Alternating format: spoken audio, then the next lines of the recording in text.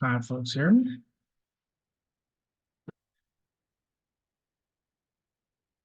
See if you can hit quorum before I start it. It's about time.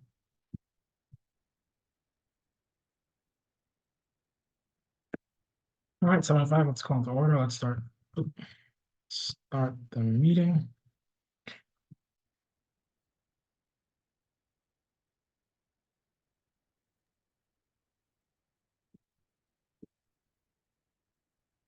It's recording, so.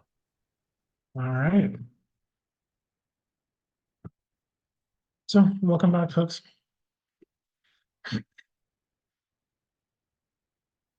Another $1 person coming in. Hello, everyone. Good evening. Hey, Teresa. Good evening. Good evening. Good evening, everyone.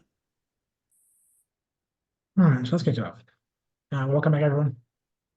Another meeting of the committee, which is great. Dante may have to go after a while, but it's all good. The agenda is pretty short this time. All we have is, the welcome, the dollar presentation, which has been pretty much in the making since like December. And we also have our community fair planning coming up too. A few other items were moved to March, but for now, these two are going to be the focuses of the meeting, which means, good news, it might be one of our shorter ones. But still going to be pretty consequential. So let's get right into it. We have Dollar right here today to present. A lot of the folks in here are not very sure what you'll do, why you do it, who sent you, in a sense of like who's funding, where the money's coming from, where it's going, how that flow is happening, and just a whole other host of questions about not only what Dollarite is and what it's doing, but also like what's happening, like what are the underlying themes going on here, and how it's going to affect other things in in like moving through the district. And our district is, part of where Dollar Cabs run, but there are more areas too, and I expect you to get more questions from other folks who live, maybe outside in other meetings too. So feel free to present, and I'm sure there will be questions coming in, so you can answer them whenever you'd like, either like within the presentation or in a dedicated Q&A section afterwards.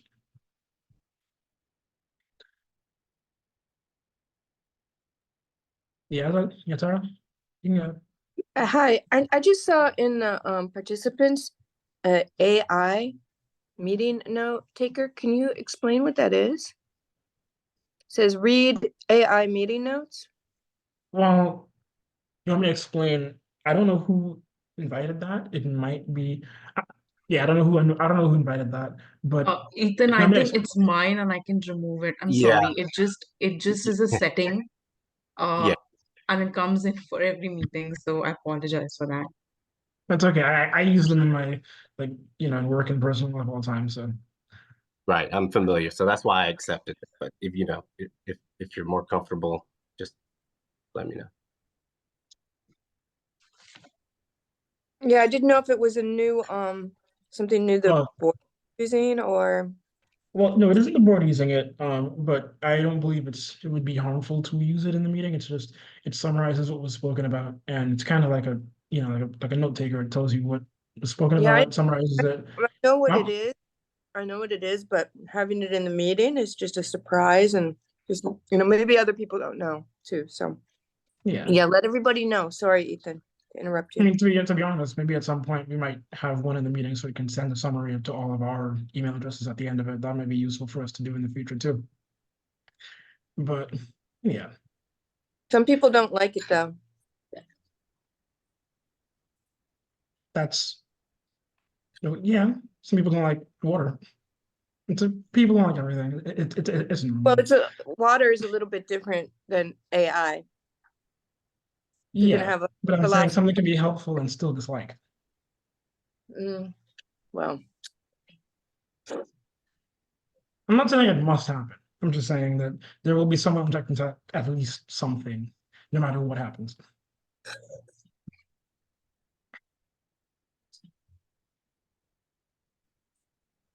Okay, but Dollaride, I'm not sure which one of you is presenting. Feel free to go ahead. I'll be here to provide support or just help organize questions and answers and stuff like that. Okay.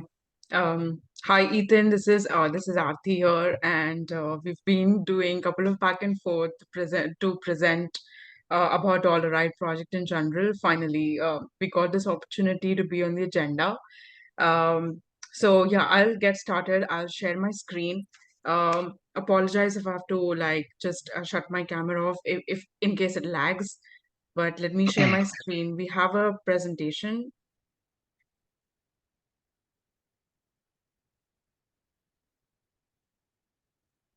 Can you all see my screen? I can Yes. see it. Okay, hold on. Sorry.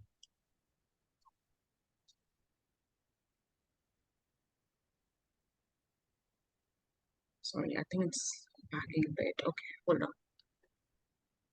And can everyone hear me while Artie gets set up? To make sure everyone can hear me. Yes. Cool. Yeah, I can hear you.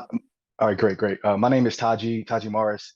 I'm the director of engagement at Dollaride, and I'll be here to answer any questions representing Dollaride while before and after Artie presents. And I believe there's one other Dollaride team member on the call. I think I saw Sue Sue. is here. Yeah. Yeah. Okay. So Sue's also on the call, and if Sue, I don't know if he can introduce himself, but he's also with Dollaride, CEO of Dollaride. We're here to answer any questions prior to the present or after the presentation. Okay. I can get started if everyone can hear me, right? Yes. I can hear you. Okay. Hopefully Okay, this thank time. you. So yeah, just giving a brief introduction. I'm Aarti Mehta, project manager at Perch Advisors, and we're collaborating with Dollaride as their community engagement partner. Tonight, we want to share this exciting project of electric vehicles called the Clean Transit Access Program from Dollaride. So in this meeting, we have Susania, as Taji mentioned. He's the founder of Dollaride. Taji is the director of community engagement. So today we are in this presentation. What you can expect is we want to introduce this project for the first time to your community board. Briefly talk about what Dollaride intends to do, what benefit, opportunities, and impact it will bring to the community in the long run. So thank you for having us today, and I'll get started. So not sure how many of you all know Dollaride, but I would like to just deep dive into who they are. So Dollaride is based in Brooklyn, started by Sue, who he's been Brooklyn native, who has a family history in dollar van industry. So Dollaride has been focusing on improving access to public transportation, specifically in areas lacking service by traditional transit options. So currently the service is going to focus on Brooklyn and Queen neighborhoods. And the aim is going to be connecting riders with a network of clean, safe, and regulated commuter van, uh, offering affordable and convenient transit options. Just an FYI, commuter vans, also known as also dollar van industry. So if I keep saying commuter van it also means dollar vans. So the way this will be implemented, this service is going to be implemented is with the help of the Clean Transit Access Program, and also called as CTAP. So moving ahead, just briefing what CTAP is and why go electric. So CTAP has been funded by NISADA. It is the New York State Energy Research Development Authority. It's going to be led by Dollaride. So the goal is to support the current commuter vans to get electric, basically transition to the electric vehicles. So this transition, the aim is to basically reduce carbon emissions, achieve municipal benchmarks, and also contribute to sustainable and accessible urban environment. So the transition will benefit the drivers and fleet owners for sure, like offering alternative and cost-effective options as compared to maintaining and operating the gas-powered vehicles. That is the current situation. So So moving ahead, I want to focus before I deep dive into this slide. I just want to focus or share with you all just some challenges that the industry is currently facing.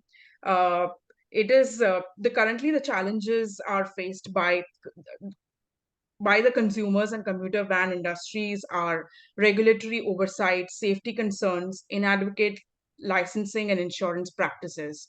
So, and also for the drivers and fleet owners, the high operating cost of the vehicles and maintenance is also one of the issue. So CTAP is, with the help of this program, CTAP aims to provide support to obtain proper licensing, as you see, and insurance. Also, financial assistance to reduce the burden of the operating cost. Uh, Provide training on operating these electric vehicles to drivers and fleet owners. Free EV charging and vehicle maintenance, and also provide insurance support or assistance for these drivers. So overall, the goal has been to uplift this commuter van industry, create more job opportunities for drivers and fleet owners, specifically in this EV era and the EV vehicle space that's going on, like in New York City also. What is something that our community can expect and benefit from this project on a high level? I think community can definitely expect safer streets and riding experience. The commuter van can easily accessible transportation options in areas where public transit is limited. Currently, these vans are playing like crucial role in bridging transit gaps by offering connectivity to get to their employment space or education, healthcare, or any other essential services. So this is being done by first supporting the existing drivers and the fleet owners. And the way this is being supported is giving more opportunities, uh, including paid commercial driver license plus TLC licensing for drivers, and options to rent, lease, or buy electric vehicles from Dollaride. So empowering and supporting the drivers community overall is more likely to provide high quality, reliable service for the riders too. So this improvement in service quality we are hoping will benefit the riders and also enhance the reputation and effectiveness of this industry. The other environmental impacts and something that the community can expect is definitely reduction in the carbon emissions and more of clean air. So moving ahead, I think one of the big picture that we would like to share with you all is what this impact is going to look like in the long run, in 3 years or 5 years. So it would be more of clean, safer, and regulated vehicles, supporting drivers and fleet owners to be fully licensed and compliant, increase connectivity and affordable options for the riders. It will also lead up to more of new green job opportunities for the community members. Ultimately, if successfully implemented, there will be growth of the commuter van industry, providing more connections for riders, just not in Brooklyn and Queens, but even expand more in different areas of the city. So here, like this was like an overall overview of just impact, benefits, opportunities, what the community can expect. So we have this presentation was basically to share this information with no particular action item from the board. Dollaride is hoping to continue raise this awareness of this initiative and keep having these conversations with the community board on regular basis. As we continue to share this information with you all, what we are asking is your inputs and feedback. This engagement is going to happen throughout the duration of the project in different ways. We have got a chance to present in a few other community boards too, CB2, 16, 18, 8. And if you think there are any connections or any particular group organization for this project that we should definitely connect or present, let us know if any introductions are welcome. For now, we have this QR code on the screen. You all can scan and provide any comments or feedback. And if you want to get in directly in touch with us, this is my email ID and also Taji's email ID. Uh, we are happy to share more detailed information around any particular topic. So I think thank you for your time and attention. And I'll just pause here and leave some room for question, answers, or any concerns that you'll have.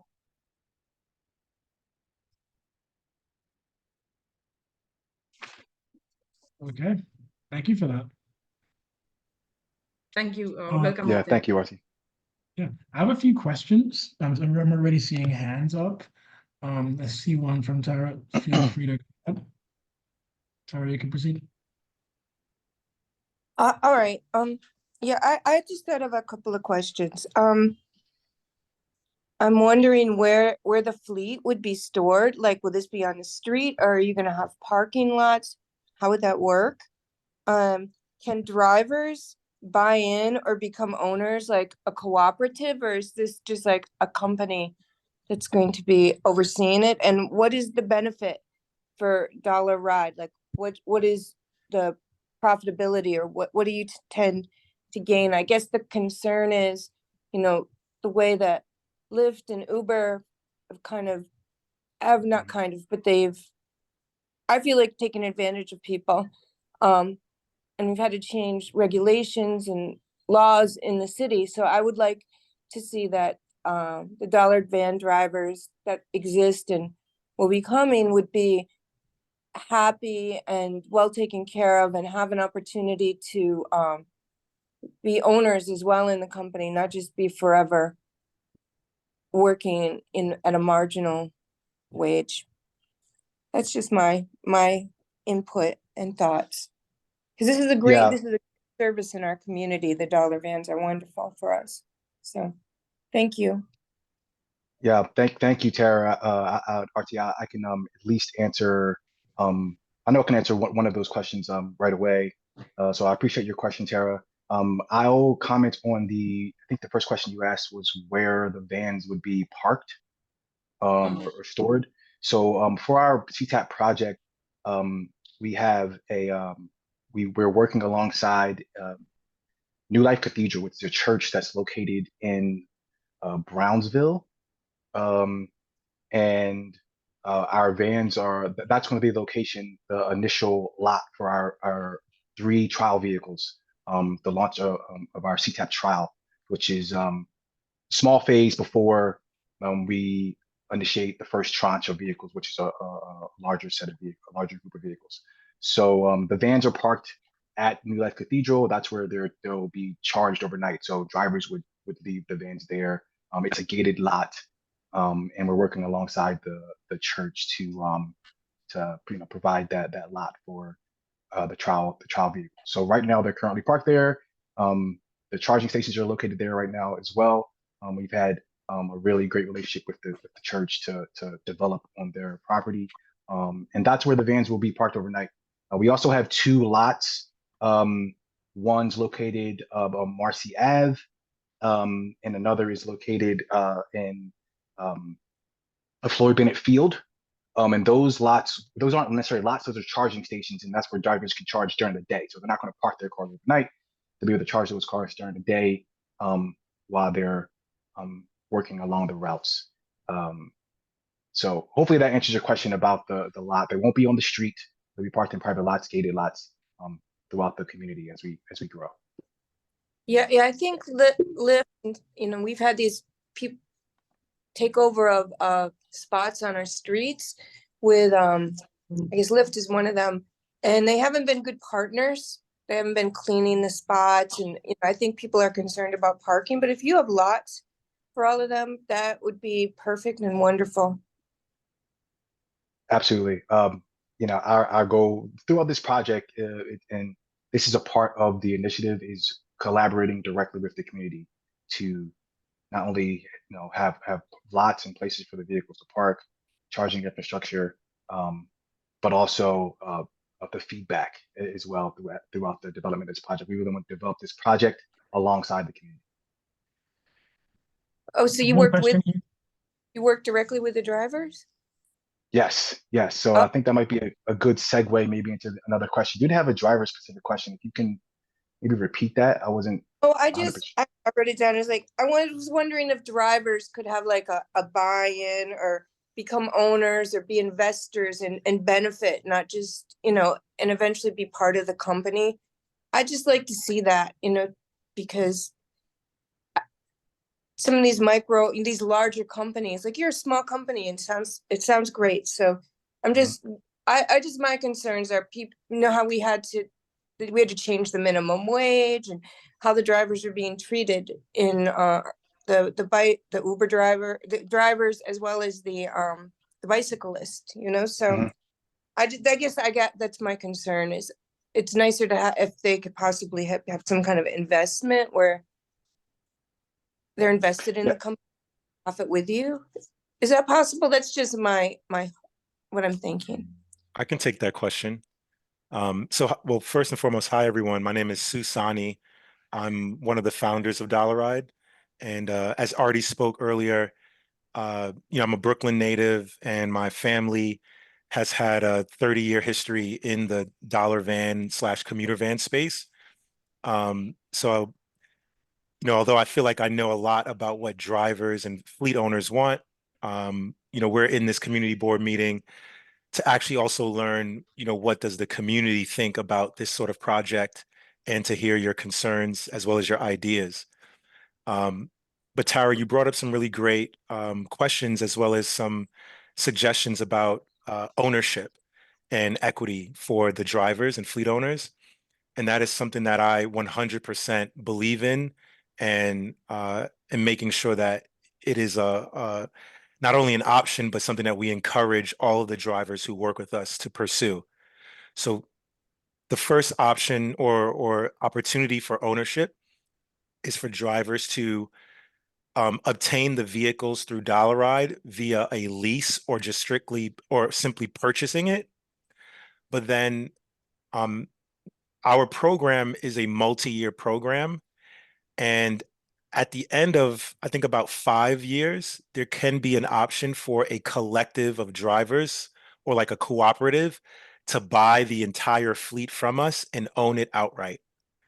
So, you know, in short, we're trying to create a path to ownership since electric vehicles are very expensive up front, but we figured out ways to make it very, very affordable for our community and for the commuter van drivers who serve our same neighborhoods. And engaging with them and folks like yourself, you know, ensures that we are, you know, doing this the right way and that everyone has a fair shot at true equity and ownership. So that's the plan so far. Wonderful. That's great news. Thank you for that explanation. No I problem. have I a see we have couple- some other hands. Yeah, I was just about to try to move this along because we have some people with hands up right now. I want to ask a couple of quick clarifying questions. One of them is how would you approach getting these vans in the hands of drivers?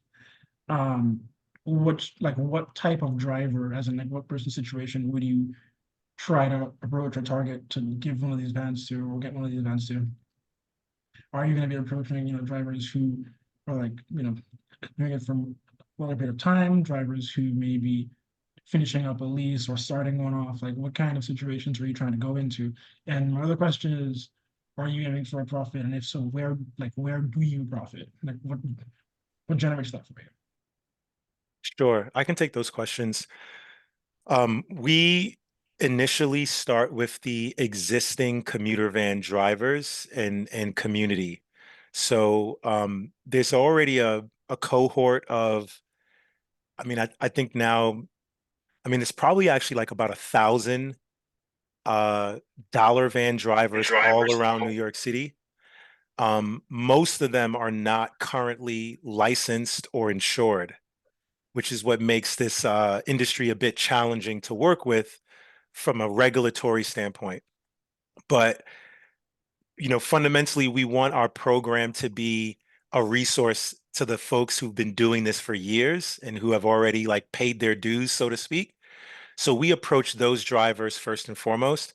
And we currently have a backlog or like a wait list of over 80 drivers who've already expressed interest in the program and are simply just waiting their turn to discuss the financing options.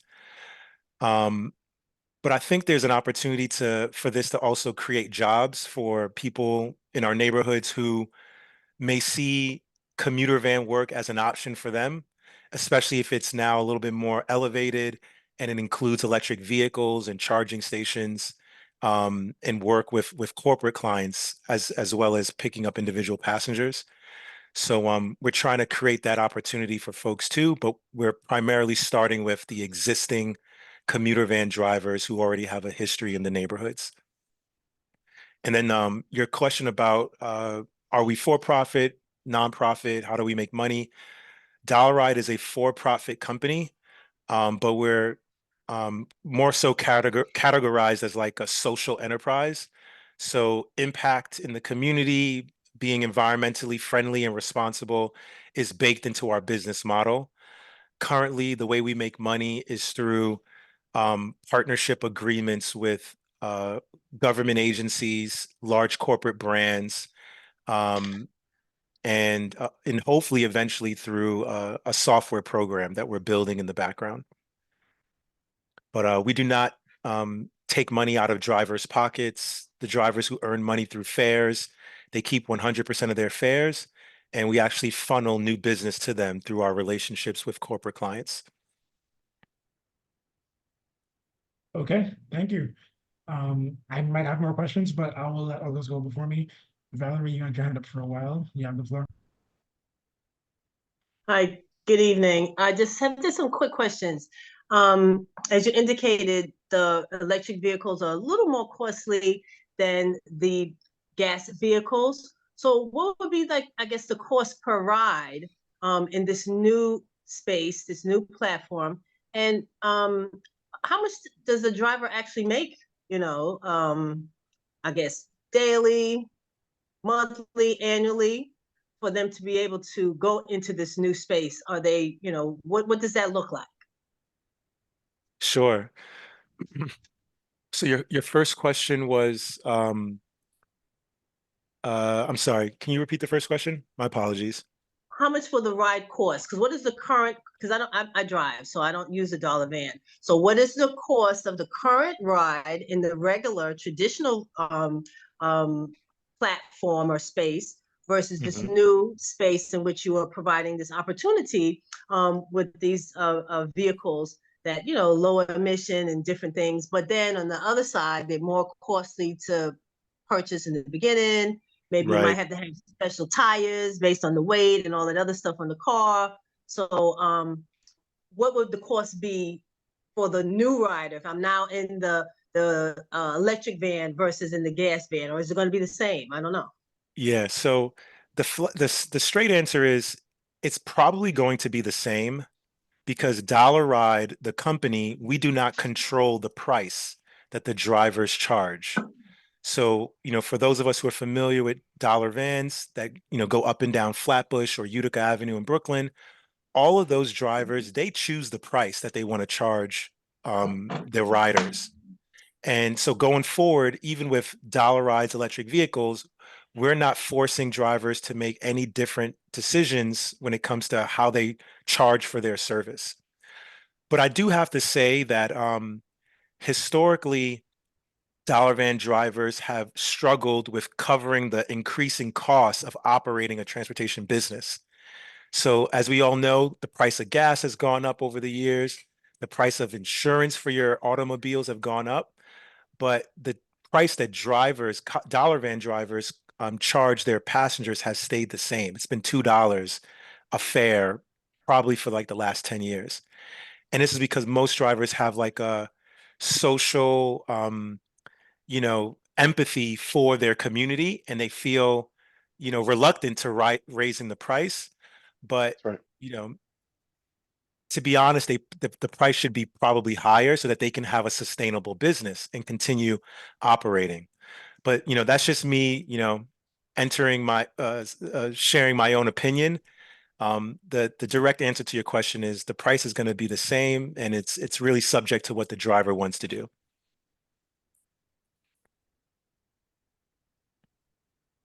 Thank you. And do you know, since you're I believe they said your family's been in this type of business for quite some time, what does the average driver make maybe a year in the current platform? Yeah, in the current way that dollar van drivers operate, the average driver makes, I'd say on the high end, $65,000 a year, but a lot of drivers probably make closer to $30,000 to $35,000 a year doing dollar van work. And this is the traditional model of driving up and down Flatbush and Utica and picking up, 150 passengers a day at $2 a fare. Quick question, just to bounce off that. What do you think makes that difference between the 65K a year driver and the 30K? Is it just hours worked? Or It's a passengers picked up? Yeah, it's a combination of hours on the road and then optimizing how you pick up passengers throughout the day. So some drivers are really savvy and very experienced, and they know like when to go out on the routes, when to take breaks. They might even also be in coordination with other drivers. So they're able to kind of like round up large groups of passengers at very specific times. And that basically increases the number of rides that they're able to serve each day and increase their income. But then other drivers are just simply workhorses. So, we all work like let's say an average 8-hour day when we go to our office job. A lot of these drivers will work 12 hours, right? So they just figure I'll hustle my way to more money. And, that is generally the difference between someone who's going to make 35K and someone who might make 65. But this is all within the traditional model, which, has its pros and it also has its cons, like I spoke earlier. And I'm assuming that gap could probably be lessened by you saying the corporate clients and kind of filling in a different type of funding source in that situation, right? Absolutely. My company did a pilot project for 2 years in Jamaica, Queens, where we basically got local businesses and large employers to subsidize commuter van work for 2 years. And this was in exchange for ensuring that the drivers would also pick up their employees along the dollar van route. And as a result of that collaboration with corporate clients, passengers had free rides and the driver's income went from 65,000 a year to 90,000 a year. So I firmly believe that incorporating more direct relationships and partnerships with local businesses and corporations is a more sustainable model for commuter vans. But it takes time to get there. It's not as easy as it sounds. So, we definitely have our work cut out for us. Okay. Felice, you have the floor. Go ahead. I really commend all of you for what you're doing. This is a great idea. I see a lot of these vans, they look kind of broken down and they do need assistance. And one of my concerns with these vans, because I've never been in one of them, for the reason that I didn't think they were insured or safe. And my apprehensiveness was the fact that the glass was tinted. And you couldn't see what was going on in there. And so will you have tinted glasses as well? I mean, this brings great pause to many people when it's dark inside. That question. And the other one is, how do you plan to get your message across to the dollar rides vans operators? This is a great idea. I'm all for it. But how do you plan to get this message to them? Thank you. Thank you, Felice. Taji, correct me if I'm wrong, but the 3 electric vehicles that we have now for the trial do not have tinted windows. So Yeah, is that correct?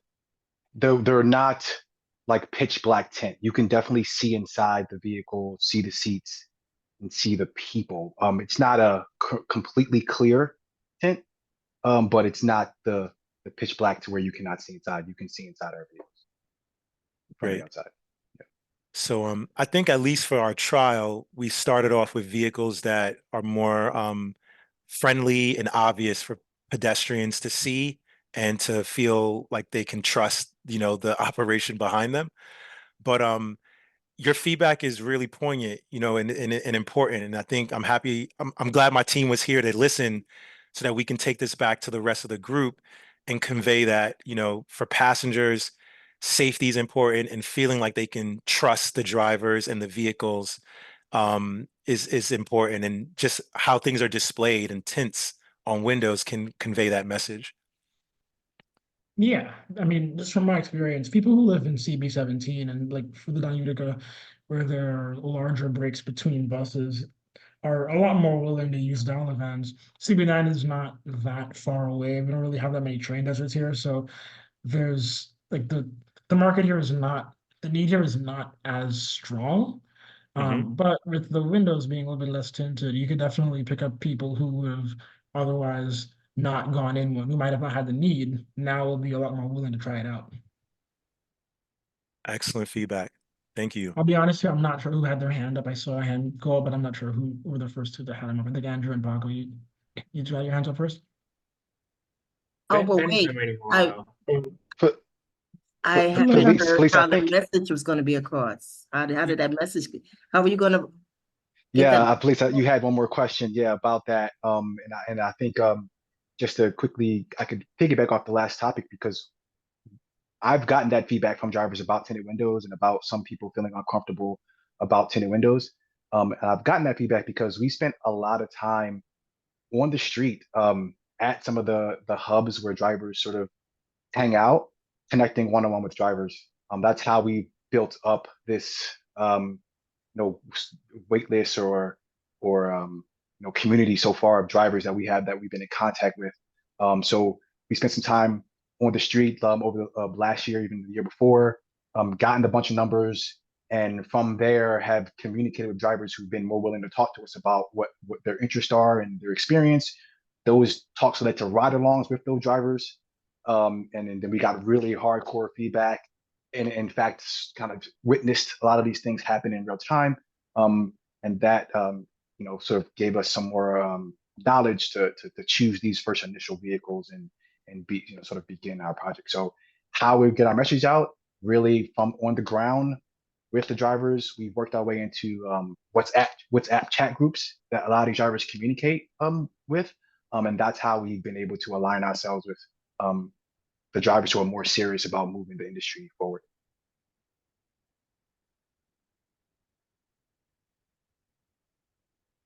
Thanks for your questions, Felice. I think Paco and Benny, you guys have been super patient. Either of you can ask your question. I think Benny was before me, so I'll defer to him. All right, fine, I'll go ahead. Thanks, Yeah, go Paco. ahead. Now my question is, how long do these vans go on for with a single charge? Do you know that? Yeah, I do. So a single charge basically will give a driver about 80 to 90 miles, particularly in cold weather. If Right. it's warm, in more ideal conditions, they can get up to 120 miles on a single charge. So dollar van drivers actually, especially if they're working a full 8-hour day, they actually do close to 100 miles in a day. So a single charge, if they start with a full battery, then they can probably get through the entire day without having to charge the vehicle. But like Taji said earlier, they might be cutting it close. So we've created partnerships with local EV charging, companies or and where there are hubs, so that Right. the drivers can top up in the middle of the day if they actually did need a charge.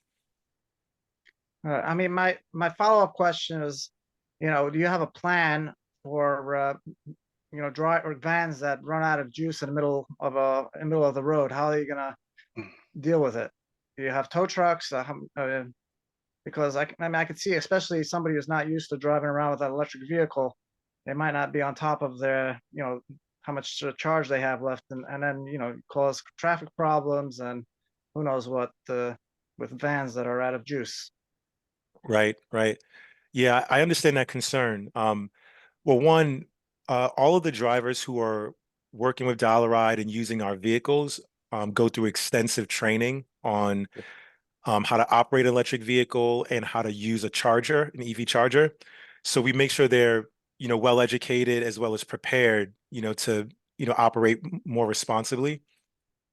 I also think that like the range anxiety that a lot of people feel when they hear about EVs or even are driving an EV will make them really aware of how low the battery is going so that they don't find themselves, stranded in the middle of a busy street with an empty charge or an empty vehicle.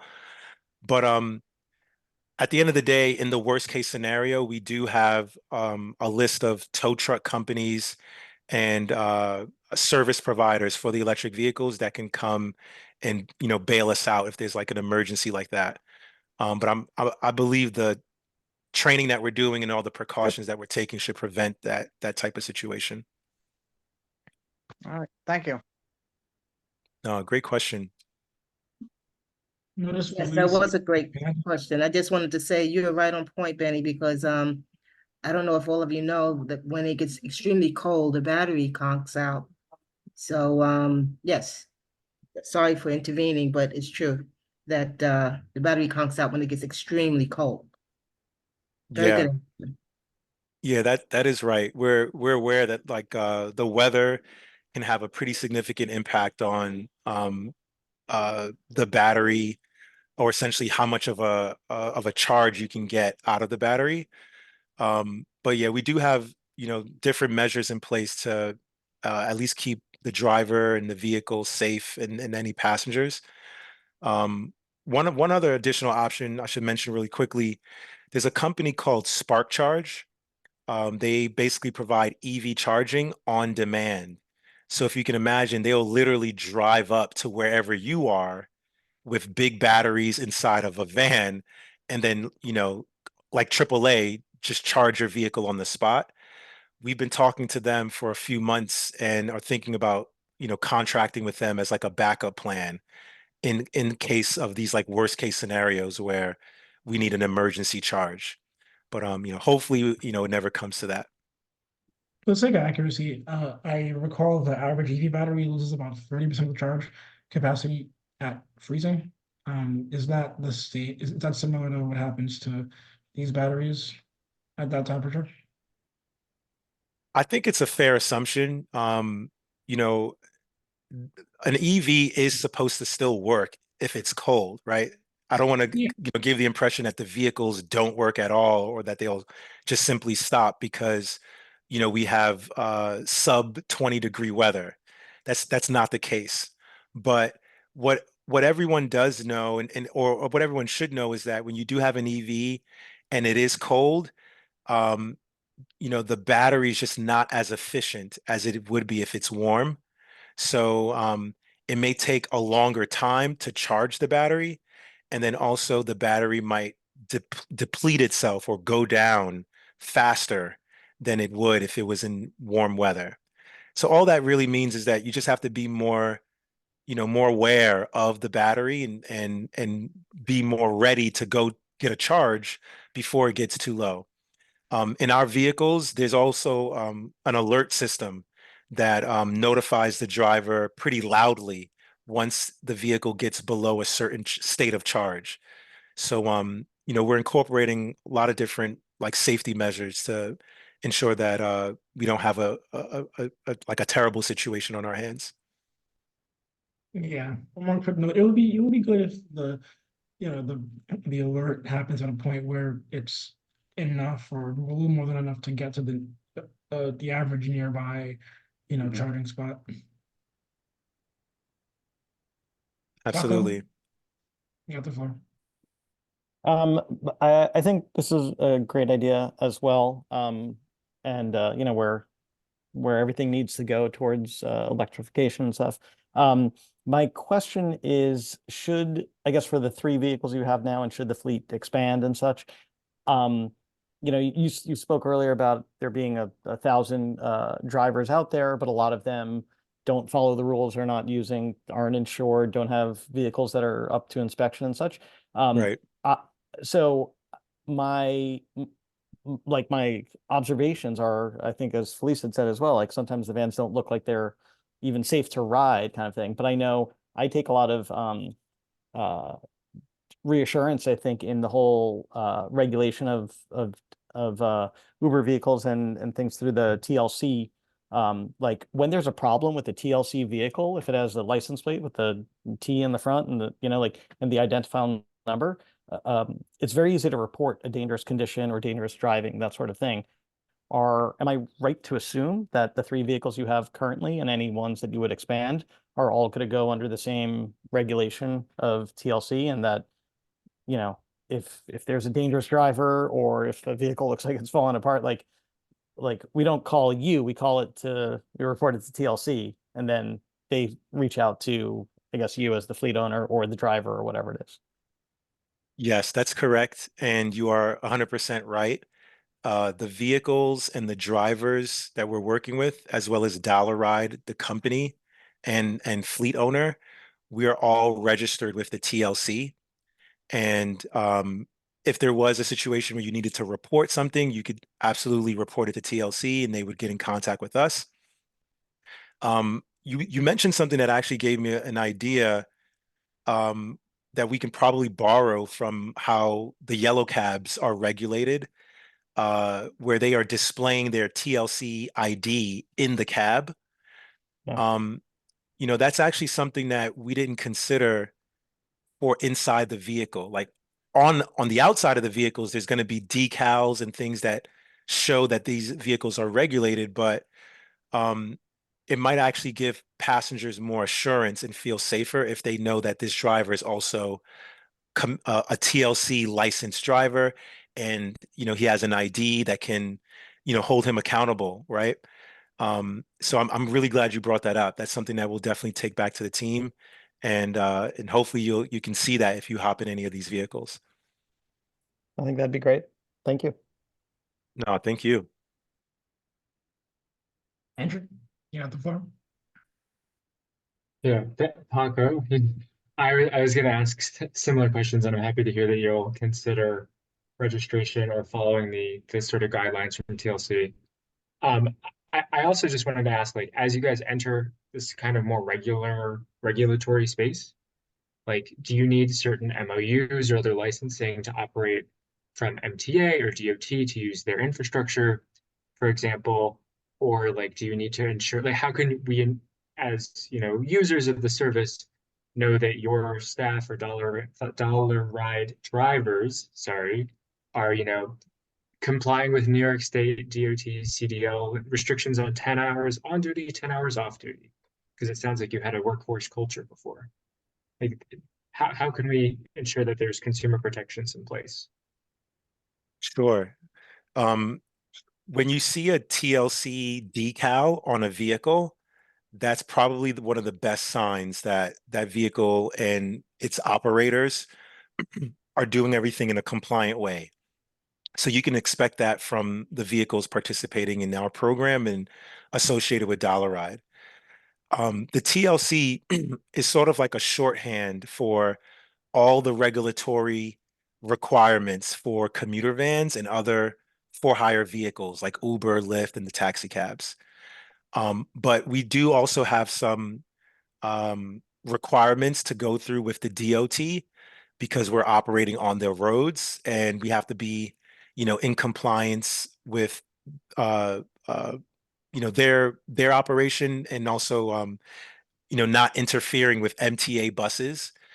But essentially, the requirements from the DOT are related to TLC's stamp of approval.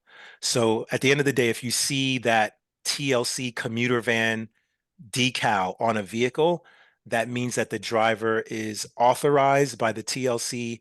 The vehicle is also authorized by the TLC, and it has passed DOT inspection. Yeah, I think that's probably the clearest sign that I can give you. And then you can take my word that we're going to do everything above board, but the sign is probably a lot more insurance than my word right now. I have one other question. Great, thank you.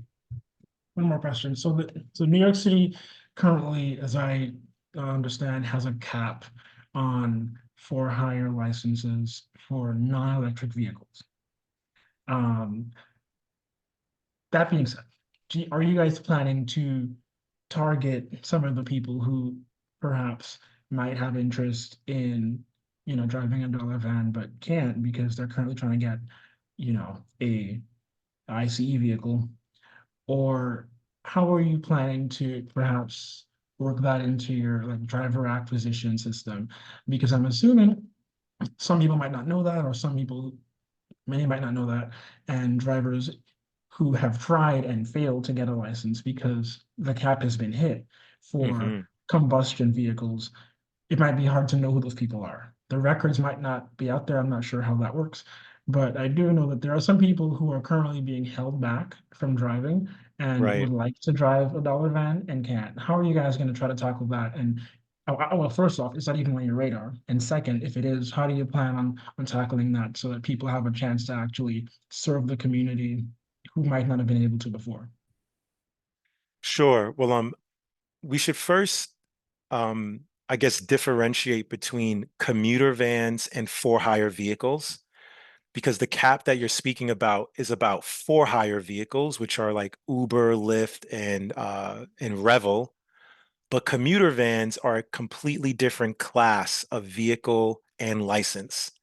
So, that cap isn't really related to our industry.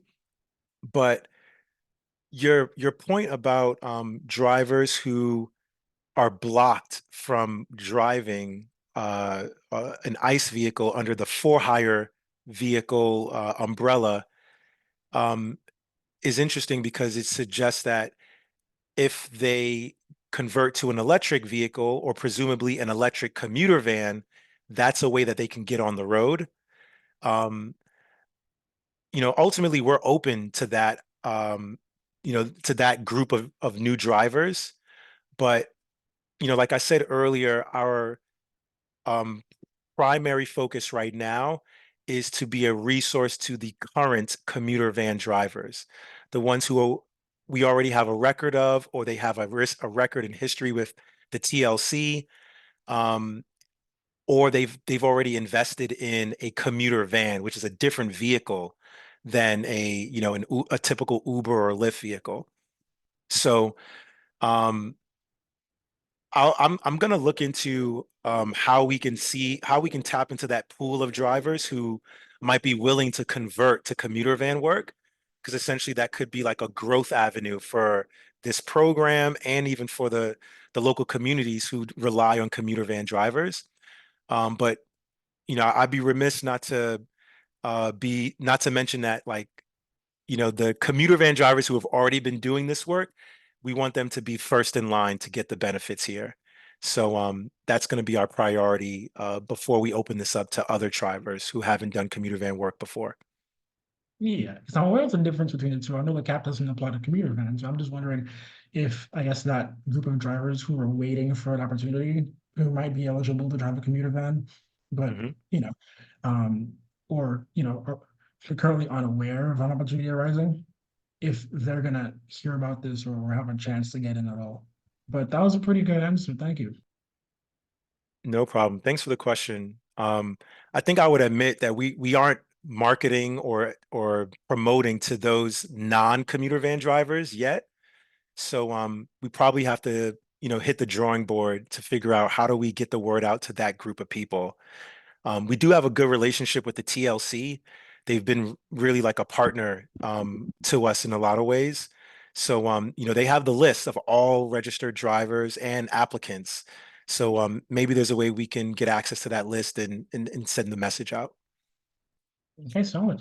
I'm gonna have a last call for questions. Valerie, you have the floor, but after you, anyone who has any questions, please get them out because it's already 8 and we have another thing to do. So let's get that done ASAP. Concerning the pool of applicants that you have, you made a distinction between for hire versus commuter van. So does that have a different type of licensure if you're a commuter van driver versus a for hire driver? Yes, it does. So this is all part of TLC regulations. It's not something that Dollaride has decided, but basically the TLC, the Taxi Limousine Commission, which regulates all transportation-based companies and services in New York City, at least up to a certain passenger count. They have different licensing classes or different types of licenses you can get. So when you hear the words for hire vehicles or FHV licenses, that is typically referring to Ubers, Lyfts, Revel rideshare vehicles, and black cars. But then there's also a commuter van license, which is completely different, and it allows for a higher capacity vehicle, a vehicle that can seat up to 20 passengers. That's the particular group of drivers and vehicles that we're working with and what this CTAP program is all about.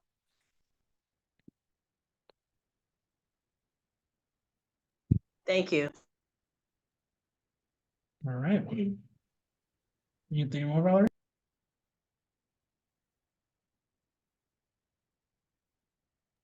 All right. So we're gonna look to proceed here. Do you have any more information to present, guys? No. Just an FYI, I'll share the presentation and the FAQ sheets with everyone. Ethan, I did share with you before our call. I mean our meeting. Just Actually, make sure you all distribute in your communities too, organizations in your district. And if there are any questions, feedback coming to you all, please forward it to us. We are happy to connect with them. Okay, great. The board office should be able to take care of any information. I will make sure that I send out information to the committee and we should be all set. Okay, thank you so much. Really Thank you. really quickly, Ethan, I think one ask or call to action is also for the folks who attended today, if you can fill out the survey that's in that was in Artie's presentation and that was in the materials, that would also be a huge help to us. It also gives you a chance to, write out the feedback that you shared during our conversation. So that's like one of the things that we want to do during these community boards is like actually collect the feedback through the survey. And then, now there's a record that we can, hold ourselves accountable to and follow up with you on when we have solutions or answers to your questions.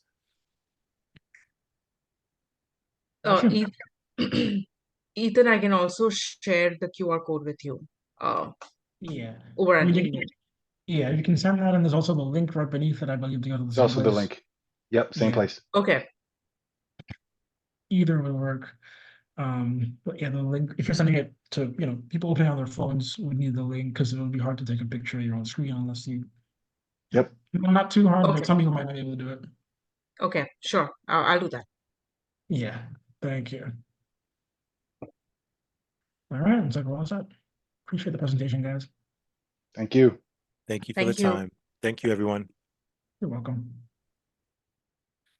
Okay, so the next thing on today's agenda is going to be community fair planning. A lot of the agenda was kind of changed out because things just dropped off the list. The family couldn't come for the street going. It's going to be in March instead, and it's things have changed quite a bit.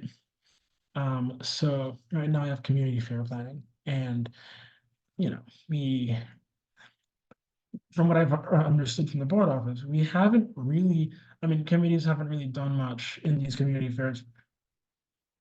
And we've kind of already started, being a bit of a talented bunch since we started doing work since last September, October.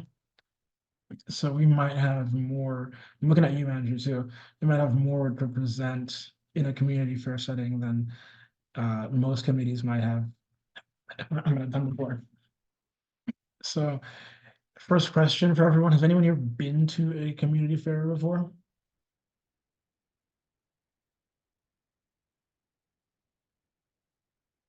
It's Teresa. You have the floor. Please tell us. We just had two.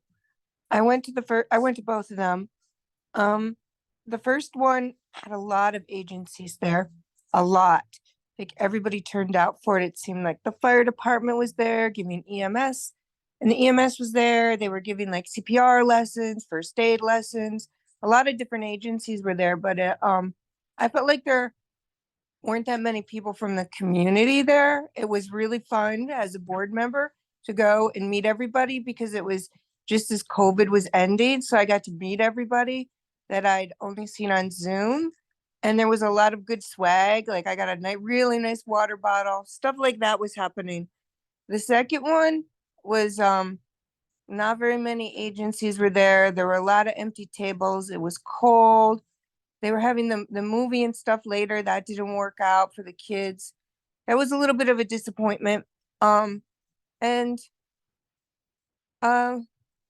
feel like it has a lot to grow. I know they're thinking of a new location. They had it at the park up by the museum, which is a nice park, but it's really on the border of our district. And I always felt like we should have it in a park that was more in the center of Community Board 9 rather than up by the museum, because then it's more like serving tourists rather than in the center of our district where we could service people that are a little bit harder to reach, that aren't up at the, the Botanic Garden or the museum and aren't really part of our district. So that's just my opinion and what I thought. I think there would be a better way to reach people and get people there, and it could be a lot of fun, in my opinion. Give out bike helmets, stuff like that. I think you guys might be good at. Yep. Okay. I like that. I mean, yeah, having it in a more central location might be useful. I'm assuming the reason why they do it, I think, in Ronald McNair is because, those tourist areas are where people tend to have the most infrastructure built out, so it's easiest to get there, kind of like how Manhattan is. It's easiest for everyone to get there, but hard for everyone to go somewhere else. So I'm guessing that's one of the reasons why that was chosen. I'm not sure where it'll be this time.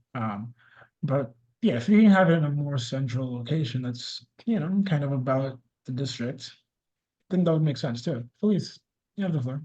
Both of you are correct in your assessment, but I just feel that we need to have more of an outreach. So the last time that they had something at the McNair Park, I believe, is that not many people knew about it. So we need to have more outreach.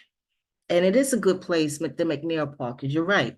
You have all of the transportation that comes through, and to have it, let's say, at Mega Evers, that may be a stretch in getting there. You want to go where there's free range, okay? So the McNair Park is good. Just need more outreach. That's my assessment. Okay, fair. Oh, Benny, you got it. Yeah, well, I'm just curious, what day of the week are these fairs usually scheduled on? I'm gonna have to look that up. You got me. I'm gonna have to see when it's being planned for. I'm sure the date's already set, but No, it wasn't last I checked, because I've been asking about it. They've been on Saturday, unfortunately, and they might be better to have it on Sunday or a weekday this time. At one time, it was discussed when we first had it, having a 2-day event and having it over at the boys and girls soccer like fields, or I wanted it at that park over by the police station. That's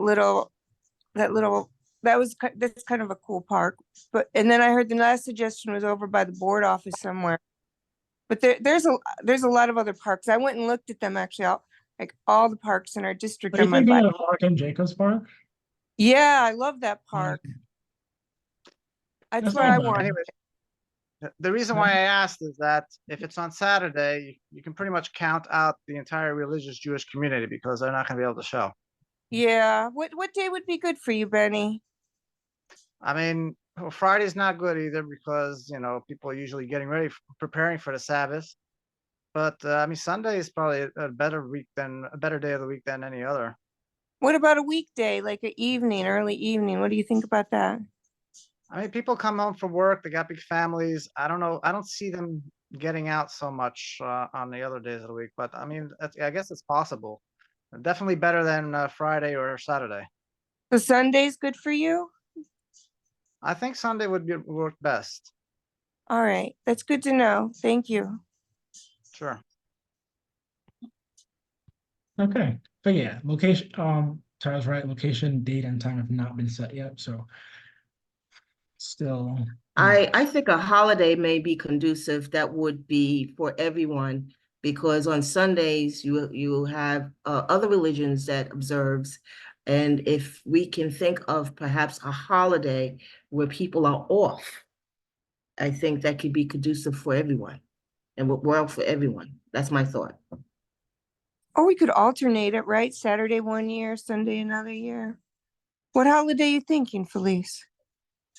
I'm just putting it out there, you know, but we should put more thought to that where everyone can attend, not just one time for this group or one time for that group. I think it should be, you know, I always operate and always think, let's work cohesively. And so let's find something that we can all do together. Yeah. Well, the only holiday I can think of is like the intermediate days of Passover, where a lot of people are, you know, not going to work. So that would be more of a possibility. But that would have to be. I mean, that would have. I don't even know when is Passover. It's in April probably sometime. Yeah, that would be like late April. I don't know when the fair is actually scheduled. Okay, Yeah, and that's right. great help. We need to know each other's holidays. Yeah, Excellent. I Thank you, Benny. want to point out though, location, date and time, I don't think are gonna be decided here. This is gonna be maybe a little bit later. As a full board, we'll probably decide those. But here, we're probably gonna be a little better off figuring out what we're gonna bring to the fair, if anything. So, you know, our presentation or our, you know, like our presence essentially at the fair is gonna be more what we decide here and, you know, not elsewhere. Whereas we have a bit more time to iron out the kinks when it comes to location and time and date. Andrew? Hi, so couple questions. The word fair, is this like a fun, family-friendly fair, or is this more like a job fair vibe where we're trying to get people interested in community boards? Like who's the audience here?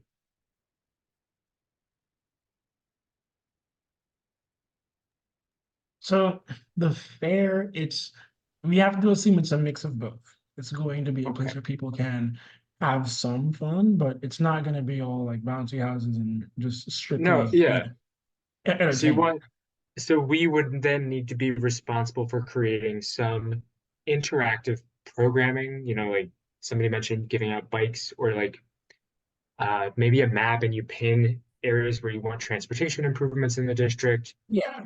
plus or minus city agencies. Yeah, so typically, what I've been told by the board office is that the usual routine is that when these happen, the committees don't do much, and they just ask the agencies to come in, and they'll come in and maybe stand around, answer questions, and probably have maybe a little more presence in that. Okay, We can probably do that again this year, since it seems a chunk of us are a bit newer. We can do that now and elect to just keep it as is, or we can make a decision to have some more of our actual presence there as a committee and maybe have one more of us go and, you know, communicate with the district a bit. I know that there are a couple of other people in this meeting who are also in ULURP. And there they were asking, you know, for a budget approval, or like whether we could use materials from the district office, like iPads or any other kind of media stuff. Like, is that what you're foreseeing too? Like, we have a budget? For budget, well, we're gonna have to get into all of that, tonight, budget and everything. Yeah, I'm not very sure yet about what exactly it'll cost us and what we're gonna use from the board office, because there's been pretty much, there hasn't been a ton of briefing before this came about. It's just like, it's another fair again. What are we doing? No. Great. There's, I would love answers to those questions. Happy to help, but like, Okay. unclear the mission. yeah, so, I mean, today we should at least vote on the manifestation of what we're gonna do for the fair, whether it's gonna be, essentially the typical thing, or if you can outline a bit of a preparation for what it'll be. And we might not be able to have a detailed list of costs and structure tonight and vote on that, because I don't think we have enough of it in front of us. But I think we can have it fleshed out a little bit later and have a fair agreement for now as to what we're gonna do, or at least look to create. And after that, I can probably get the costs together for what it'll take to make that happen. And, we can move that forward if need be.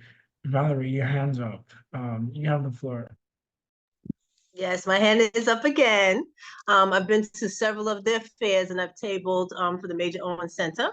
And I'm kind of on agreement that maybe we should possibly have a theme, something that would capture the attention of folk. And because I kind of live by this thing I call WIFM, what's in it for me?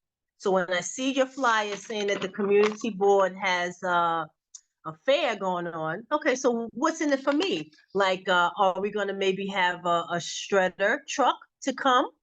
And I could bring some of my old papers and things like that, my shredder items, and while I'm out there, I can check out all these other tables, or you're gonna have certain things that might attract me. So maybe I'm suggesting that maybe you can have some kind of theme, something that's gonna grab the folk, so when they look at the flyer, it's not just another 75, I'm just exaggerating, different agencies coming out, giving the same old stuff out, but we don't get enough people that are excited about really coming out. But I've had, good turnout, and I'm always giving all the things, most of the things out that I brought to the fair.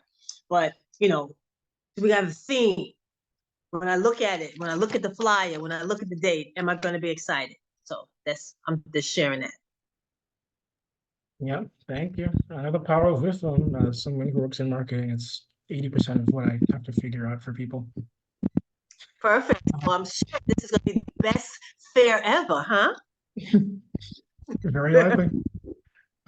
So I also I forgot to mention this, but I'll also mention this now. What also happens, apart from agencies, is we also invite a bunch of nonprofits to these fairs. And they either have presentations or, other WIFM layouts that kind of let people know basically the nonprofits angle on how they're going to benefit the community and stuff like that. And there are a few that we could probably invite. I am considering Riders Alliance, since they're very transportation related nonprofit, around mass transit and stuff like that. And we can probably have a few others, but these are the beginnings of what I'm thinking. Just to verify, sorry, Valerie, your hand just still up, y'all. Oh, I meant to put it down, but when we were working on a fair before, one thing that I thought would be fun that you guys might want to do, I don't know about fun, but I saw this done one time at Prospect Park, but it was maybe like a decade ago, is they gave out helmets, and at the same time they had an engraver from the NYPD there engraving like the bikes with like a little code, so if it was stolen. And they do have somebody that does that there, because I checked, and they were willing to come out to a fair, but it didn't work out for the date that we had. But It's just something you guys might want to consider. People, I don't know why I always say guys, but you might want to consider that would be something good for the transportation committee, engraving helmets or something with transportation bikes. It was just good. We got all of our bikes engraved and my whole family got new helmets. So that was great for me. I still have one helmet. So think about that. Perhaps. It's What happened just to all the other helmets, Tara? You still said- one of all them the other- broke. One my kid grew out of hers. So Oh, okay. Yeah. So to make this easier on us, I want to divide this into a few different sections so you can have votes go easier. I want to divide this into perhaps nonprofits, our setup. I want to see if one of us wants to go or who of us wanted to go to the fair in the first place. So it isn't just, an empty table or whatever it is will be there. And I also want to have, I was like vote on whatever theme it might be, perhaps. Might not need to. You can probably just have, whatever materials we want to have there, if anything. So I think we should go with nonprofits first, since they're like the least connected to us and probably the easiest to vote on. Does anyone have any ideas of nonprofits you want to invite?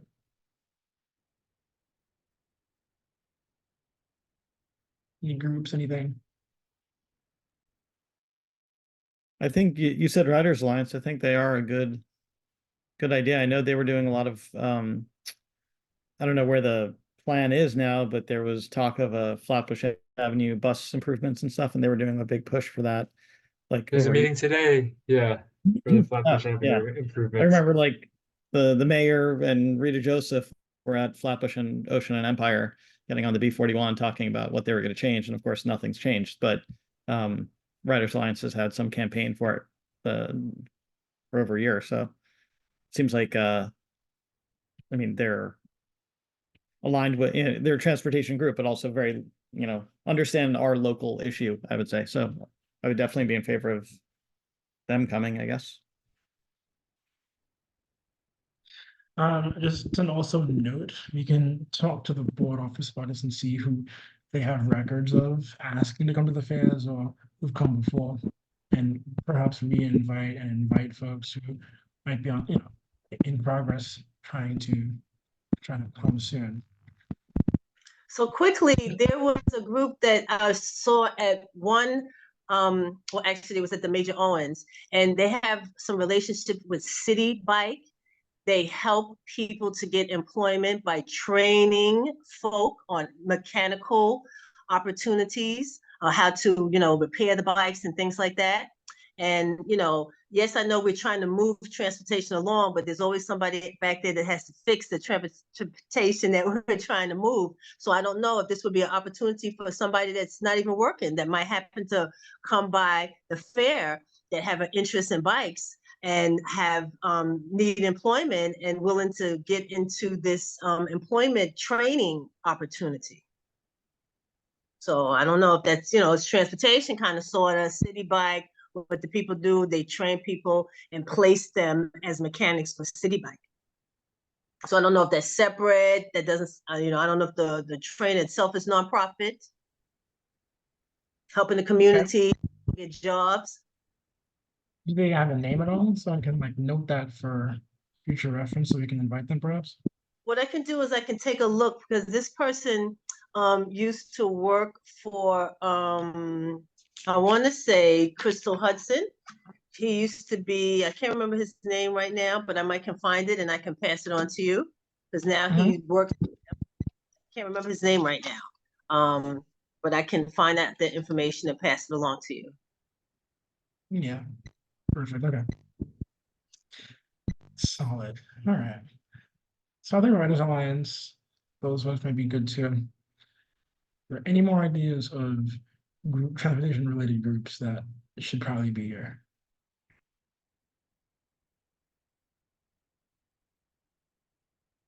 Should we invite Dollaride? You're on the call today. Why not? So the people can see those opportunities that are there. Yes, why not? Again, because I'm really into kind of jobs and stuff. How can we get the people working? Because sometimes we talk about we don't have access to this, we don't have access to that. But if we Yeah. have access to build our skill set, then we'll be able to afford more things. Okay, seems like we're pretty positive on Dollaride so far. And I do think they should be doing some community engagement, considering a lot of people will have questions. Actually, I had another question for them that I think I might have forgotten to ask. And it's like I think they're trying to like work on having trackers in their vehicles so you can kind of see them on the route, kind of like similarly you can see an MTA bus. And I'm kind of wondering how that will play out if Dollarides have that, but the regular ones don't. And you might think the next one's 10 minutes away when there's one like 3 blocks out. So I'm gonna wonder how wide their push to have that adopted is gonna be, if it'll just stay on Dollaride or if they're gonna want other drivers to implement those too, to have like a uniform system, but I'll have to ask that later and figure that out. Yeah, Paco?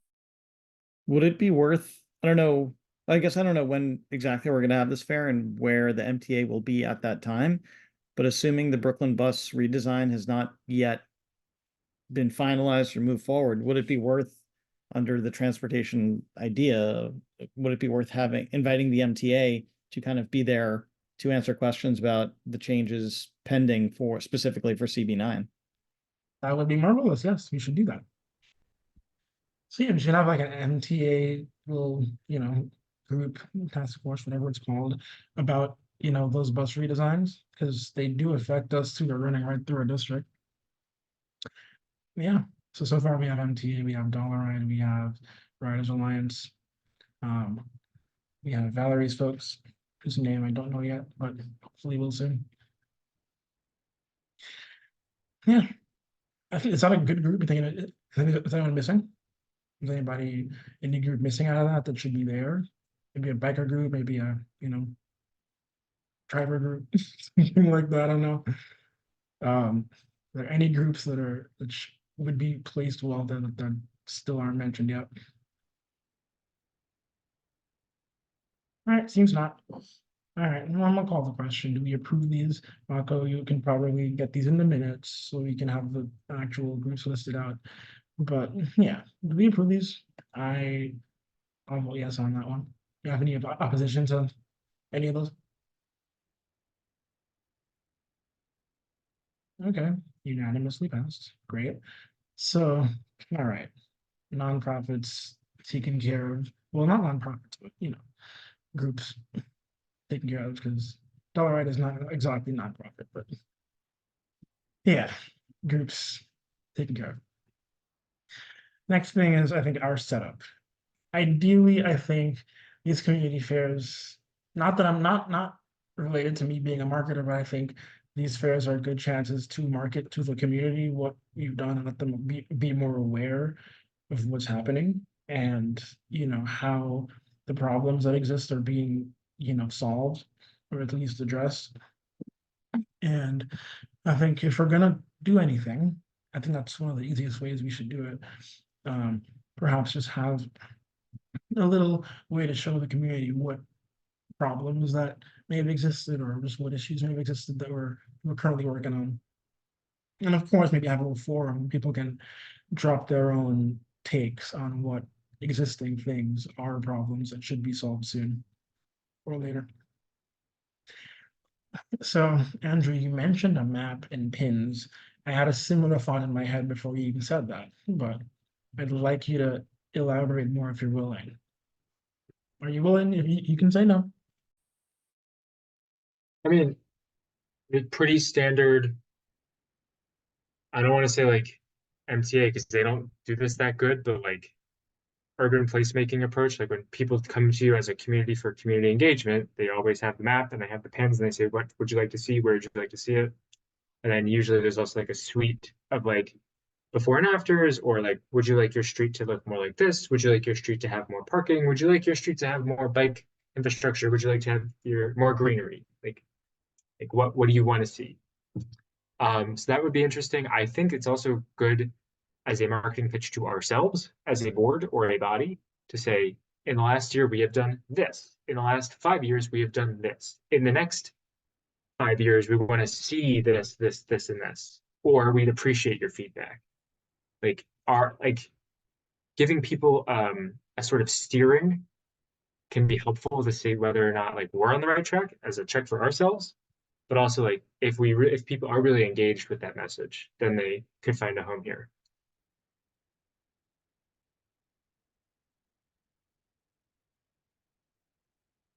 I think you're on mute, Ethan.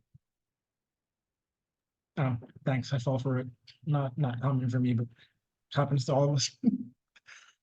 Yeah, I was thinking that might be a good, a good move to make. Of course, if we're doing that, it'll probably involve a board of some kind, maybe some sticky notes, some little push pins. It's gonna trigger the budget, At least that's why I had the groups first, because they'll take care of the costs, I believe, to some extent. But yeah, for our setup, it'll trigger some costs. But yeah, thinking board maybe, right? Pins, paper, that kind of thing, which works. Is that like a suggestion box kind of thing? I was Would gonna you suggest that too.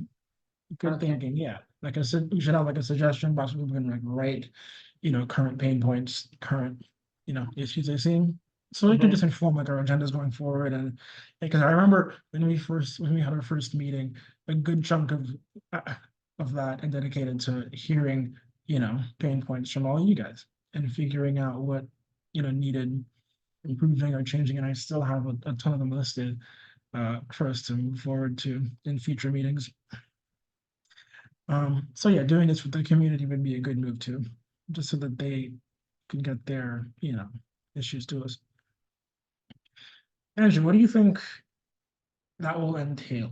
I'm thinking we can also probably show the community a bit, like, as a marketing standpoint, a bit more of what we've tried to do. So like, for example, the bike lane system we kind of built so far that we haven't yet brought to the full board. Perhaps that could be just an example of how we're thinking about improving, community transportation. Can have a few like small clips of that.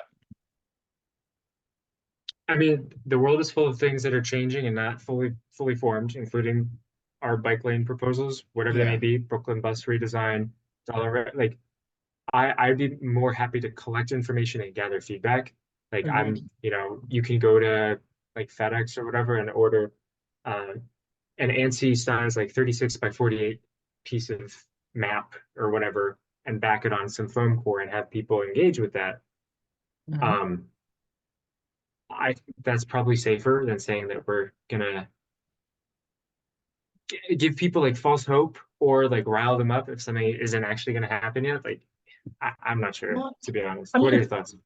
Yeah, I think it's potential. Like the whole point of it is that it's a potential thing. It's something to change. It's not finalized, but it's just to show that there are people actually thinking about this stuff and, considering these things. Not saying that it's coming, like 2026, like it's going to be a thing. I'm not saying that. It's in my mind a bit more like, potential ideas of what, what could exist here.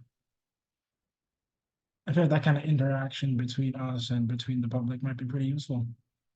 Especially since the only alternative is for them to come to these meetings, which a lot of them don't even know about, and then, say their 2 cents in a very pre-planned, signed up fashion, which most people simply don't have time for and don't know enough about to even do. Agree. I do think this goes back though to our audience, our mission with this, how much time we want to invest in it though. Yeah, because most people don't even know about this stuff, community board things and that kind of thing. A lot of people don't even barely know about it. So I'm thinking, if saying that we exist is one thing, but showing what, we kind of think about and how we try to develop problems is a bit more of a what's in it for me way to talk to the public. Might be a bike lane in it for you at some point if it goes through the other 37 steps of approval and development. Do we know how well attended the previous fairs were, out of curiosity? I don't personally. Does anyone else know? I'd love to. They didn't I think they didn't really keep any records, but I eyeballed it, and the first one, I feel like there weren't that many people at either one from the public in general. There were a few people. There were a lot of agencies at the first one. The second one wasn't, there were a few people there, but not really, not as many as I would like to see. I think Felice made a good point. You know, needs to be publicized with like on the ground flyering, I think, not relying on the internet. And having it in June, like we had it in June in a date that was later in June. So there's a lot of graduation, a lot of people doing a lot of things like that, you know, in that at that time of June. So I think if we had it a little earlier, it'd be better, especially related to like end of school year stuff was around that time. So people distracted. okay. The more fun stuff you have that people will be attracted to. I don't know who said that, but Valerie maybe. But yeah, I totally agree with that.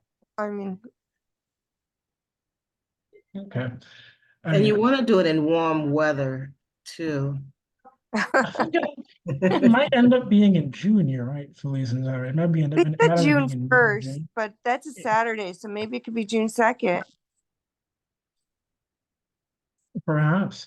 I Benny, know that we're supposed to. holiday, what, we want to work with our Jewish family here and find out what's a good day for us all. Benny, perhaps you can help? Yeah. I'm looking at the Jewish calendar in June. I mean, there are two holidays in the middle of the month, the 12th and the 13th, which are similar to a Sabbath, so nobody will be able to come out either. But otherwise, there's nothing, no Jewish holidays in June. Okay, it's a good one. Yeah, I think Dante just has to figure out a date, then Dante has to call and reserve it with the Parks Department. You're supposed to really have 60 days, but I think he has a way to work with them to get like more, like easier to get a permit, because we have to have a permit for a park to do one of these events, and Dante takes care of that.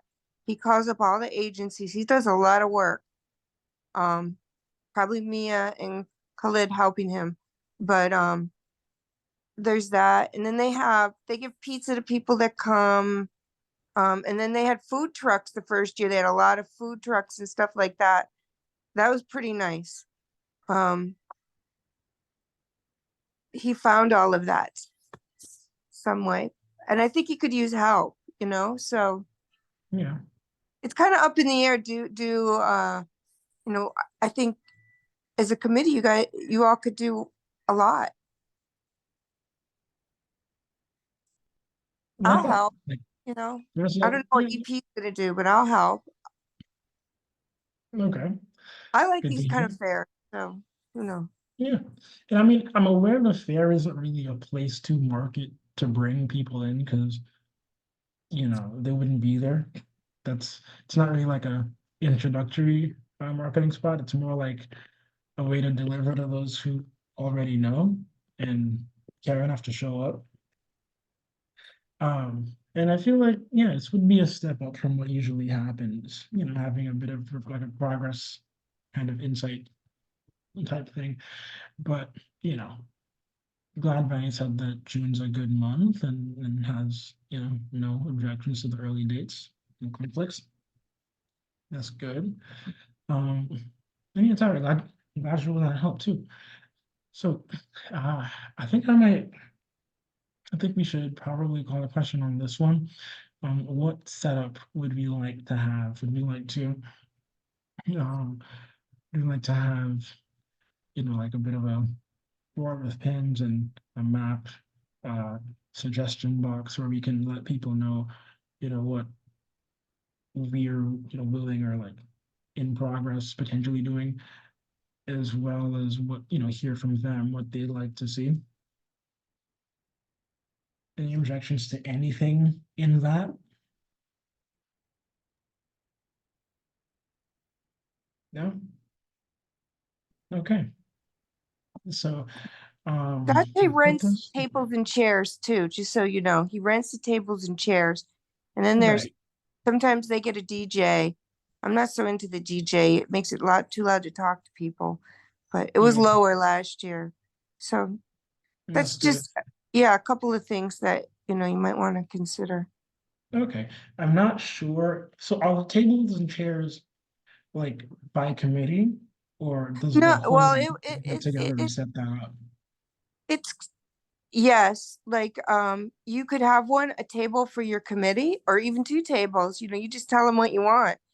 And some committees don't show up at all. Like I Okay. brought, for the first time, I brought a tablecloth, I brought a plant, I brought other stuff, you know, made it cute. You could do that. Or, I brought some paper. Agencies show up and they might decorate and have swag, they have signups, a lot of pamphlets. Mhm. You could basically do what you want. I think, you know, you just like, Dante, we think we want 2 tables, but I think if you want anything be on a table and chair, you have to bring it yourself or figure it out, you know? Right. Like he said, no, none of those tents, you know, like I like a tent because I like shade. I don't like being in the sun. He said I couldn't do that, but everybody else brought one and I was kind of annoyed I couldn't bring one. But Mm, play that how you want. Okay, okay, got you. All right. So I'll get the costs to you guys for the desk, the table, the board. Maybe Andrew, maybe you and I could work together on that. There's a budget for it. I think if you guys want more stuff, just ask. Make a little budget and ask for what you want, and then they'll put it in the Yeah. budget. Get it for you. Yeah, I have the budget form and the budget questionnaire and everything. So, you know, I just need to figure out the exact costs for all that stuff. And get that in there. They also have to use certain vendors that are like the city has. They can't just, you know. But I know Yeah. last year they used a DJ that Felice knew. I think that was pretty good. And he was supposed to show movies too, but then it got too cold, right, Felice? It was kind of disappointing because the kids were supposed to see a movie that night, but it was like middle of June and like 40 degrees. It was unusually cold. You're absolutely right. Okay. Wow, 40 degrees But in they had a June. budget. They had a budget for that, and that wasn't, you know, that was movie screen, DJ all day. You know, he was like over by the statues in the back, so it didn't Mhm. overwhelm where the tables were. But I And don't know. and in addition to that, it was well advertised. Mhm. Okay. It wasn't. So that was a time when it seemed like it was less people, but we had more to offer. Mhm. And also, I mean, has a fair ever been well advertised? Well, I went to one not last year, but the year before. That was very well organized. That was very well organized. They had Yeah. city agencies, and it was very well organized. I don't know Do who you- organized that one, but it was. Do you know But- how they got people there? Like, did they have city council members send out as part of their little occasional mailers when the fair would be? Because people check those. I mean, they don't check their email that much, but people check those. They check Those those, man. flyers, yeah, the mailing flyers. I wish we did that. Those people That's really what you like need. that and note it and follow up on it, especially seniors. You know, Yes. people. I think that flyers went into buildings at that time, not last year, but the year before. You know, because you have Tivoli Towers have over 300 people, Ebbets Field has over 300 people, and then you have the community at large. I mean, you know, I had put some in the store, because you know people going inside of stores, and it was better 2 years ago. Just need more advertisement. We just need more. Okay. Yeah, I think Okay. there was more advanced planning with the first one. Like we worked really hard, and the second Yeah. one more last minute too. I think. Yeah, this one seems a bit quick too, because I only gotten notice about, I know Dante and the folks who are working hard at the board office, but I got notice about this January 31st. So we have basically one committee meeting to figure it out and pass the plans. Would have preferred two, but we can always, have like unofficials every now and then, but yeah, we only have one meeting to actually pass the stuff in. So advanced planning is, you need to figure that out this time too. So you got the two, we've called the question on the first two items, which was, groups we're inviting, as well as the general plan for what we'll showcase out there at the event. I think the third group, you probably had to tackle the third one in the second one, to be honest. Is there anything else anyone thinks we should be doing that we didn't yet say? I have one question that you Yeah, brought up sure. earlier. Those resolutions that you guys had that were tabled, for the bike lane on Empire, I don't remember, you had a lot of good resolutions, and then they got tabled because of the DOT meeting. And I'm hoping you can bring those back. Those were, Well, they got tabled because of that DOT meeting, so our next move is to bring them back. I'll try to do that in the executive meeting the next time it comes around. After, Commissioner Bray had a chance to meet us and talk to us, like, I assume there would be, some reception to what we have to put forward. But yeah, they were tabled, I assume because of that meeting coming up. And, we want to get that out now. So yeah, the next move is to get that out as soon as possible. But only one thing was tabled, and that was the bike lane set. The bus resolutions went to full board. I believe actually you're right, there's one more thing that got tabled too. But yeah, for now, we should be bringing them back in the next general board meeting. oh, so the you're bringing it up at the next executive meeting then? Yeah. Because those were that, I want that, so I'm bugging you about it, I guess. So No, that's okay. Everybody was very happy with what we passed in that month, November. So yeah, it's pretty important to me that we get that to full board, because I think it's time for the board to consider it. yeah, don't forget about it. And I would like to consider the bus that they want to remove. That was a concern, those buses, the 41, 43, 48, 49, and I think I heard the 48 as well. So 49 went to full board. That one, we resolved that we're keeping it. It's now, that was in the NYCT's court, City Transit. The other buses we didn't get to yet. We'll probably get to those soon, get all the maps and stuff and do our work in here. But what we also had tabled that I forgot to mention was your stuff, Felice. The things that we also passed, the traffic calming on Washington Avenue that she wanted to have handled. That got tabled too. I'll try to bring that back in exec next time. Okay, Mr. Chairman. All right. I think we should be all good. I think we have we've kind of generally fleshed out the community fair. We'll have, I'll get the costs and stuff to you as soon as I can. So generally, yeah, we'll have a bit of a setup for And- here. And let me know if you want a DJ. Okay. Are we gonna have our own like DOT themed DJ? Are we gonna have one of those like Subway players at our table? Well, he actually great. works for corrections. Hmm? He's a correction officer. He actually works for corrections. City Okay. employee. Okay, gotcha. Well, yeah, we'll see. Any other suggestions? Pardon me, say that again? Any other suggestions for things we should probably have and didn't address yet?